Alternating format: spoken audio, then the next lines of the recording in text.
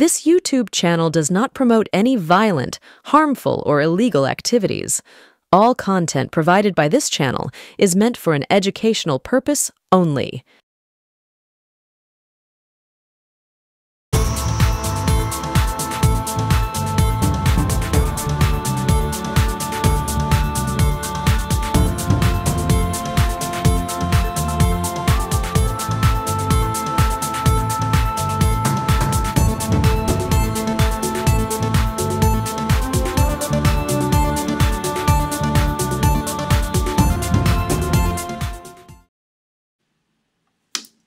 নমস্কার, সুপ্রভাত। আমি আপনাদের প্রবীর বিশ্বাস। দেখতে শুরু করেছেন আপনাদের সবচেয়ে পছন্দের বাংলা ইউটিউব চ্যানেল এনকে ডিজিটালের প্রভাতী সম্প্রচার থার্ড আই। দেখুন, সব রাজনৈতিক দলেই ক্রাইসিস পিরিয়ডে কাউকে না কাউকে বিবেকের ভূমিকায় দেখা যায়। যেমন ধরুন সুব্রমণিয়াম স্বামী, যেমন ধরুন এই জগন্নাথ চট্টোপাধ্যায়, যেমন ধরুন মদন মিত্র, যেমন নীতিন গডকরি। এরা বিভিন্ন সময় বা এরকম সোশ্যাল মিডিয়াতেও বহু কর্মী আছে যারা বিভিন্ন সময় দলের ক্রাইসিস পিরিয়ডে দলের সমালোচনা করেন এবং দলের সমালোচনা এইভাবে করেন যাতে দলকে বাঁচিয়ে সেই সমালোচনা করা যায় ততটাই তারা করেন। অনেকে সোশ্যাল মিডিয়ায় ফেক আইডি করে দলের সমালোচনার নামে অনেক কথাও বলেন, সেটা আলাদা ইস্যু। কিন্তু বড় বড় নেতারা, ধরুন মদন মিত্র, ধরুন সুব্রমণিয়াম স্বামী বা জগন্নাথ চট্টোপাধ্যায় বা নীতিন গডকরি, এরা সমালোচনা করেন দলের গঠনমূলক সমালোচনা, দলের যাতে ভালো হয়। অনেক সময়ই দলের প্রধান বিরোধী গোষ্ঠী এইসব বিবেকদের দল বিরোধী তকমা লাগিয়ে দেন, ধীরে ধীরে পাঠিয়ে দেওয়া হয় সাইড লাইনের বাইরে। আপাতত বিজেপির রাজ্য সাধারণ সম্পাদক জগন্নাথ চট্টোপাধ্যায় এই বিবেকের ভূমিকায় অবতীর্ণ হয়েছে। জগন্নাথ চট্টোপাধ্যায় সম্প্রতি একটি টুইট করেছিলেন। কি টুইট করেছিলেন, কি প্রেক্ষিতে, সেটা একটু বলি। টুইটটা আপনারা দেখতে পাচ্ছেন পাশে। জগন্নাথ চট্টোপাধ্যায় যখন শুভেন্দু অধিকারীর ভাইয়ের নাম, দিব্যেন্দু অধিকারীর নাম এই সিবিআই চার্জশিটে এলো নিয়োগ দুর্নীতিতে, তখন জগন্নাথ চট্টোপাধ্যায় টুইট করলেন। কারণ নাম উল্লেখ করে বলেননি বটে, তবে তিনি টুইটটা করেছেন একদম সরাসরি দিব্যেন্দু অধিকারীকে লক্ষ্য করে। দিব্যেন্দু অধিকারী গায়ে নিয়ে নিয়েছেন ব্যাপারটা, যদিও তার নাম কোথাও উল্লেখ করা হয়নি। গায়ে নিয়ে তিনি আইনি নোটিশ পাঠিয়েছেন। একই দলের নেতা একজন আরেকজনকে আইনি নোটিশ পাঠাচ্ছেন, আকচি শুরু হয়ে গিয়েছে। এই জগন্নাথ চট্টোপাধ্যায়, ইনি একসময় আনন্দবাজার পত্রিকার দাপুটে সাংবাদিক ছিলেন, আর ছিলেন মমতা বন্দ্যোপাধ্যায়ের অত্যন্ত স্নেহধন্য ঘনিষ্ঠ। এটা আমাদের চোখে দেখা। একসময় RSS করতেন বলে জানা গিয়েছে। এরকম একজন সুশিক্ষিত এবং অত্যন্ত মার্জিত মানুষের সমালোচনায় মুখর হয়েছেন আনন্দবাজারেরই দুই প্রাক্তনী। কারণ শুভেন্দু অধিকারীর ভাই দিব্যেন্দু অধিকারীর নাম নিয়োগ দুর্নীতিতে জড়িয়ে পড়েছে। সিবিআই এর চার্জশিটেও তার নাম এসে গিয়েছে, আর তাই নিয়ে কটাক্ষ করেছেন জগন্নাথ চট্টোপাধ্যায়। জগন্নাথ বাবুকে সাংবাদিক মহলে সবাই অত্যন্ত সজ্জন এবং সৎ মানুষ বলেই চেনেন। তার ফেসবুক পোস্টটি ঘিরে চিত্ত চাঞ্চল্য হয়েছে শুভেন্দু এবং তার ভাই দিব্যেন্দু এবং বেশ কিছু ইউটিউবারদের। তড়িঘড়ি জগন্নাথ চট্টোপাধ্যায়কে আইনি নোটিশ ধরিয়েছেন শুভেন্দু। তারপরে অবশ্য জগন্নাথ বাবু তার পোস্টটি মুছেও দিয়েছেন ফেসবুক থেকে। কিন্তু দুই প্রাক্তন আনন্দবাজারীও তাদের বড্ড গাত্রদাহ হয়েছে, যারা এখন ইউটিউব চ্যানেল করেছেন। একজন আনন্দবাজারের বিজ্ঞাপন বিভাগের কেরানি হয়ে যখন কলম পিষতেন, তখন ওই আনন্দবাজারের অফিসে চিফ রিপোর্টার হয়ে কলার তুলে ঢুকতেন জগন্নাথ চট্টোপাধ্যায়। আর বিজ্ঞাপন বিভাগের এক কোণে সাধারণ ক্লার্কের জীবনযাপন করা সেই সন্ময় বন্দ্যোপাধ্যায়, তিনি কিনা সমালোচনা করছেন জগন্নাথ বাবুর মতন ব্যক্তিত্বকে। কস্মিন কালেও সাংবাদিকতা না করা এবং নিজেকে সাংবাদিক পরিচয় দেওয়া এই সন্ময় বিজেপির প্রার্থীও হয়েছিলেন এবং ল্যাজে গোবরে হয়ে হেরে গিয়েছেন। পরে অবশ্য তাকে কোঙ্কণ রেলওয়ের কি একটা পদ দিয়েছিল বিজেপি। শুনেছি সেখান থেকে বেশ কিছু কামাইও করেছেন তিনি। পরে যতদূর খবর এসেছে, কোঙ্কণ রেলওয়ের সেই পদ থেকেও তাকে তাড়িয়ে দেওয়া হয়েছে। বাড়ির পরিচারিকার সাথে পাপে লিপ্ত থেকেও বাড়িতে দুর্গাপুজোটা করেন কিন্তু ধুমধাম করে। বিজেপির প্রথম সারির কোনো নেতা সেই পুজোয় না গেলেও নিয়মিত যান একজনই নেতা, তিনি এক এবং অদ্বিতীয় শুভেন্দু অধিকারী। সেই শুভেন্দুর পাঞ্জাবিতে সিবিআই এর কলম থেকে কালি ছিটকে এসে পড়েছে এবং সেই কালি পরিষ্কার করতে তিনি যে শুভেন্দুর পাঞ্জাবি কাচতে বসে যাবেন, এটা মোটেও অস্বাভাবিক কিছু না। ভারতের যতগুলো দলের আইটি সেল আছে তার মধ্যে অন্যতম সেরা বিজেপির আইটি সেল। এটা মানে অত্যুক্তি কিছু না, এটা বললে কোনো ভুলও হবে না। বাংলাতেও তারা ভীষণ সক্রিয়। বেশ কিছু ইউটিউব চ্যানেলকে তারা নিয়মিত খামটাং পাঠান বলে খবর আছে, আমরা নিশ্চিতভাবে জানি। আরামবাগ, বাংলার কর্তা না বাংলার ভর্তা ইত্যাদি চ্যানেল বিজেপির আনুকূল্য পেয়ে থাকে।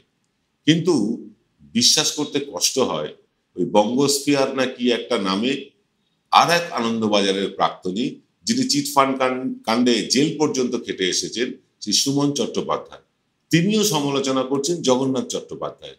কারণ ওই একটাই, জগন্নাথ বাবু কটাক্ষ করেছেন তৃণমূল থেকে আসা বিজেপি নেতাদের। আনন্দবাজার থেকে গলা ধাক্কা খেয়ে কিছুদিন এদিক সেদিক, একদিন দুদিন তিন দিন কোথায় কোথায় ঘুরে বেড়াতেন। এই ঘুরে বেড়াতে এই চিটফান্ডের টাকা পয়সা নয়ছয় করবার কারণে জেল খেটে এখন তিনি জামিনে মুক্ত হয়ে দেদার জ্ঞান বিতরণ করতে নেমে পড়েছেন ইউটিউবে। শুধু যদি জ্ঞান বিতরণ করতেন তাতে সত্যি কিছু বলার ছিল না।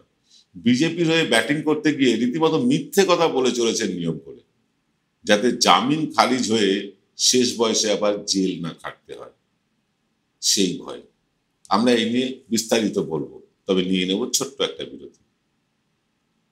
জয়গুরু রত্নভান্ডার জ্যোতিষ চেম্বার, এখানে গোল্ড মেডেলিস্ট জ্যোতিষী বসেন। হাই কোয়ালিটির আসল গ্রহরত্ন সবচেয়ে কম দামে এখানে পাওয়া যায়। স্থান বেলঘড়িয়া রানীপার্ক, বটতলা, 2 নম্বর রেলগেটের নিকটে। 9681345722 এবং 9007778922।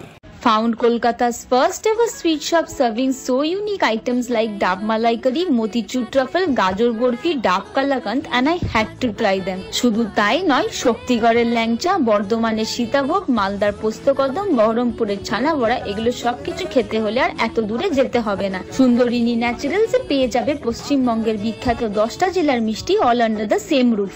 এদের বেস্ট সেলার্স কচি ডাবের শাঁস দিয়ে বানানো ডাব মালাইকারি আর কলা পাতায় মোড়া গুড়ের সন্দেশ পাতুরি আর আ মাস্ট ট্রাই।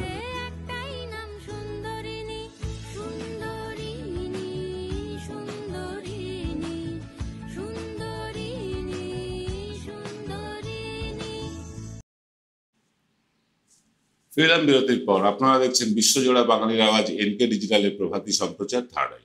আমরা আলোচনা করেছিলাম সেই ইউটিউবারদের নিয়ে যারা বিজেপির হয়ে ব্যাটিং করছেন দীর্ঘদিন ধরে। কেন বিজেপির হয়ে ব্যাটিং করেন, কি খাম পান, কত মোটা খাম পান, সব তথ্যই আছে। কার মাধ্যমে আসে সেই খাম, কোন হোটেলে বসে ডিল হয়, এগুলো সবই জানি আমরা।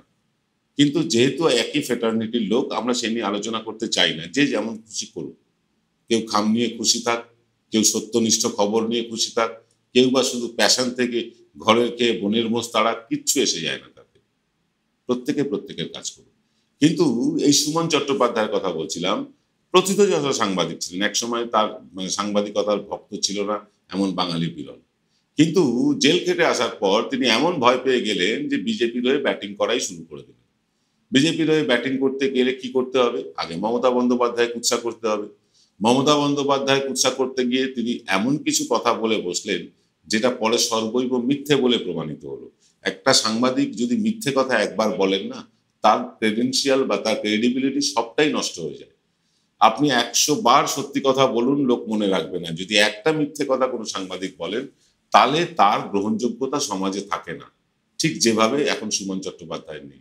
তিনি যেমন একদিন বলে বসলেন যে অভিষেক ব্যানার্জি তিনি নাকি চোখের চিকিৎসার জন্য যখন বিদেশে গিয়েছিলেন, তিনি নীরব মোদী, মেহুল চস্কিদের মতন পাখি হয়ে উড়ে গেলেন। পাখি তো উড়ে গেল টাইটেলে একখানা অনুষ্ঠান করলেন। আমরা তারপরেই প্রতিবাদ করেছিলাম যে এটা মিথ্যে কথা তিনি বলছেন, প্রমাণিত হয়ে গেল। অভিষেক ব্যানার্জি বিদেশে পালিয়েছেন, আর দেশে ফিরবেন না, এরকম নানা ইঙ্গিত তিনি দিয়েছিলেন। অথচ অভিষেক ব্যানার্জি ফিরে এলেন, দাপিয়ে রাজনীতিটাও করছেন। এরকম ডাহা মিথ্যে বলে একসময় প্রথিতযশা সাংবাদিক শুধু জেল খাটার ভয়ে আত্মরক্ষার একটা অপচেষ্টা করে চলেছে। তাও যদি কোনো বিপ্লব আন্দোলন ইত্যাদি করবার অভিযোগে জেল খাটতেন, সত্যি আমরা তাকে স্যালুট করতাম। টাকা চুরির দায়ে জেল খেটেছেন একজন সাংবাদিক, এ তো পুরো সাংবাদিক ফ্রেটার্নিটি যত সাংবাদিক আছে তাদের লজ্জা। তারপর তিনি সওয়াল করছেন বিজেপি সিপিএম মিলে মিশে কেন মমতা বন্দ্যোপাধ্যায়কে তাড়াচ্ছে না। আরে আসল উদ্দেশ্য আপনার বুঝতে পেরেছি, আপনি তো আপনার আসল উদ্দেশ্য মমতাকে তাড়ানো। জাফনায় গিয়ে জঙ্গিদের ডেরা থেকে সংবাদ তুলে আনা সেই সুমন চট্টোপাধ্যায় আর সেই সুমন চট্টোপাধ্যায় নেই। এখন দাঁত নখ ভাঙা চুরির দায়ে অভিযুক্ত একজন সাংবাদিক। আপনার কোনো ক্ষমতাই নেই এরকম মিথ্যে প্রোপাগান্ডা চালিয়ে অন্তত মমতা বন্দ্যোপাধ্যায়কে উৎখাত করা। এটা ওনাকে বুঝতে হবে এবার। তবে ভীমরতি তো বুড়ো বয়সেই হয়, হয়তো ওনারও হয়েছে। তিনি এখন মানে এমন কেউ কেটা নন যে তিনি চলে যাওয়ার কারণে বিন্দু মাত্র কারুর ক্ষতি হবে। তার মরদেহ নন্দন, মুরলীধর লেন কিংবা আলিমুদ্দিনের শ্রদ্ধা জানাতে নিয়ে যাওয়া হবে। তার নামে কোনো রাস্তা বা মেট্রো স্টেশনের নামকরণও হবে না। বরুণ সেনগুপ্তের নামে মেট্রো স্টেশন আছে, তিনি বরুণ সেনগুপ্ত হতে চান? হাসিও পায়। যাই হোক, তার এই ভদ্রলোকের বুড়ো বয়সে এত নাম মানে যশের চাহিদা, মানে এই কারণে অকাতরে সবাইকে তিনি জ্ঞান বিতরণ করে চলেছেন। রাহুল গান্ধীর কি করা উচিত, মমতার কি করা উচিত, শুভেন্দুর কি করা উচিত, কি করলে বিজেপির আরো ভালো হবে, এইসব বলে তিনি স্বঘোষিত মানে সাংবাদিক কুলের ঠাকুরদা সেজে বসে আছে। এই সেদিন বললেন অভিষেক ব্যানার্জি নাকি শুভেন্দুকে নিয়ে নতুন একটা দল করবে। না, হাসবেন না। সুমনবাবু মিরাক্কেলের অভাব পূরণ করতে বসেছে। ওনার কিছু কাজের নমুনা দেখলেই বুঝবেন। আপনারা যান ওনার ওই কি বঙ্গস্পিয়ার না কি, তাতে যান, দেখবেন, শুধু থাম্বনেল গুলো দেখবেন, শুধু কভার ফটো গুলো দেখবেন, তাতেই বুঝে যাবে মানে একজন তুখোড় সাংবাদিক কিভাবে কমেডিয়ান হয়ে যেতে পারে তার একদম জল জ্যান্ত নমুনা এই সুমন চট্টোপাধ্যায়। আমি আরামবাগের কথা বলছিলাম, আরামবাগ টিভি শফিকুল ইসলাম, আমি ছেলেটিকে অত্যন্ত মানে পছন্দ করি তার বক্তব্যে সবই ঠিক আছে। আমি তার চ্যানেলের সাবস্ক্রাইবারও বটে, দেখি তার চ্যানেল। এবার ঘটনাটা হচ্ছে তিনি একটি লাইন নিয়ে চলেন, প্রথম থেকেই তিনি বিজেপির পক্ষে কথা বলেন, তিনি মুসলিম হয়ে মুসলিম বিদ্বেষী কথাবার্তা বলেন, ঠিক আছে, এটা তার লাইন হতে পারে। কিন্তু এই বাংলার ভর্তা না বাংলার কর্তা, এই বঙ্গস্পিয়ার, এই ভুইফোর চ্যানেলগুলো, একজন তো বিজেপির প্রার্থী হয়েছিলেন আর একজন বিজেপির সৌজন্যে জেল খেটে এসেছে। আমি আরামবাগ টিভিকে কোনো দোষ দেব না, আরামবাগকে দোষ দেব না এই কারণ তিনি একটা লাইন নিয়ে চলছেন এবং তিনি তার লাইনে ঠিক আছেন। অনেকেই তৃণমূলের প্রচার করেন, রিজু দত্ত সরাসরি তৃণমূলের প্রচার করেন, অরূপ চক্রবর্তী তারাও ইউটিউবে তৃণমূলের প্রচার করেন, দেবাংশু ভট্টাচার্য তিনিও তৃণমূলের প্রচার করেন ইউটিউবে। কোনো ক্ষতি নেই, কোনো রাজনৈতিক দলের হয়ে প্রচার করাটা কোনো ক্ষতির মধ্যে পড়ে না। কিন্তু মিথ্যে প্রোপাগান্ডা ছড়ানো, মিথ্যে কথা বলে দর্শকদের বিভ্রান্ত করা, এটা তো ডেফিনেটলি ক্ষতি। এই বাংলার ভর্তা না বাংলার কর্তা কি, আমি নামটাও মনে রাখতে পারি না, আর এই বঙ্গস্পিয়ার সুমন বাবু এটাই করে যাচ্ছে, মিথ্যে প্রোপাগান্ডা ছড়াচ্ছেন। কেন ছড়াচ্ছে? কেন জগন্নাথ চট্টোপাধ্যায়ের বিরুদ্ধে এরা খড়গহস্ত? কারণ এই একটাই, শুভেন্দুকে বাঁচাতে হবে। শুভেন্দু ইতিমধ্যে হইচই ফেলেছেন হিন্দু হিন্দু হিন্দু হিন্দু করে। তিনি আবার মানে বরখাস্ত হয়েছেন বিধানসভা থেকে, তারপরও গেরুয়া পাগড়ি পরে কীর্তন করছেন, করুক, কিন্তু তাকে বাঁচাতে গিয়ে মিথ্যে প্রোপাগান্ডা বাংলার মানুষ নিচ্ছে না। ফলে তাদের চ্যানেলের এখন ঊর্ধ্বমুখ যেটা ছিল সেটা এখন নিম্নগামী হয়েছে। আমি কোনো চ্যানেলের সমালোচনা করতে বসিনি, কিন্তু চ্যানেলে বসে মিথ্যে প্রোপাগান্ডা করলে তার তো সমালোচনা করতেই হয়। আমি যেহেতু নিজেও একজন ইউটিউবার বা ইউটিউব চ্যানেলের একটা অংশ বিশেষ, সেহেতু এই ধরনের অনুষ্ঠান করতে আমাদের ভালো লাগে না। কিন্তু ইউটিউবের স্বার্থে, কারণ যখন টেলিভিশন সাংবাদিকতা একেবারে তলানিতে চলে গিয়েছে, মানুষ ইউটিউবের উপর ভরসা করছে, সেই ইউটিউবে সাংবাদিকতা করতে গেলে নিরপেক্ষ থাকতে হবে, সোজা কথাটা সোজা করে বলতে হবে। মমতা বন্দ্যোপাধ্যায় যদি মানে ভুল কিছু করেন, মমতা বন্দ্যোপাধ্যায়কে নিয়ে পোস্ট করতে হবে বা তাকে নিয়ে ভিডিও করতে হবে। আমরা মমতার বন্যামীর পর্দাফাঁস বলে অনুষ্ঠান করেছি, মমতা বন্দ্যোপাধ্যায় যে হিন্দি তোষণ সেটা নিয়ে অনুষ্ঠান আমরা করেছি, আবার নরেন্দ্র মোদীর ধ্যাষ্টামি নিয়েও আমরা অনুষ্ঠান করেছি, শুভেন্দুর নোংরামি নিয়েও অনুষ্ঠান করেছি। এইরকম কিছু করুন যাতে আমাদের প্রত্যেকের, যারা ইউটিউবে আমরা প্রতিদিন আসি, তাদের প্রতি মানুষের একটা বিশ্বাসযোগ্যতা সৃষ্টি হয়। এরকম মিথ্যে প্রোপাগান্ডা করে হয়তো সাময়িক কিছু সাফল্য পাওয়া যায়। সুমনবাবু ইউটিউবে আমার থেকে নতুন, মানে আমি তার থেকে বেশি পুরনো, আমার অভিজ্ঞতা থেকে বলছি, মিথ্যে দিয়ে মিথ্যের আশ্রয় নিয়ে কিছু দূর এগোনো যায়, বেশি দূর এগোনো যায় না। সুমনবাবু ভালো থাকবেন, নমস্কার।